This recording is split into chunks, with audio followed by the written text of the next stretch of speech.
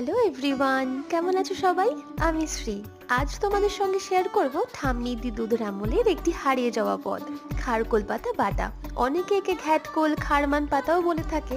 সবাই তো এইসব বাটাবুটি রসুন ছাড়া ভাবতেই পারো না, কিন্তু আজ আমি তোমাদের দেখাবো রসুন ছাড়া খারকোল পাতা বাটা। প্রথমেই পাতাগুলো ভালো করে ধুয়ে কেটে নিয়েছি, সাথে একটু পেঁয়াজ কুচি আর লঙ্কা কুচি।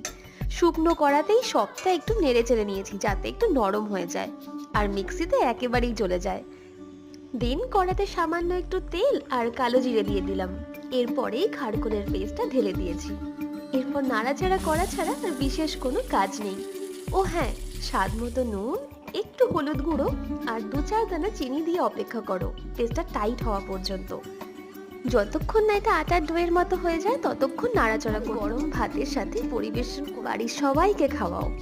আজ তবে এই পর্যন্তই। দেখা হচ্ছে নতুন কোনো ব্লগ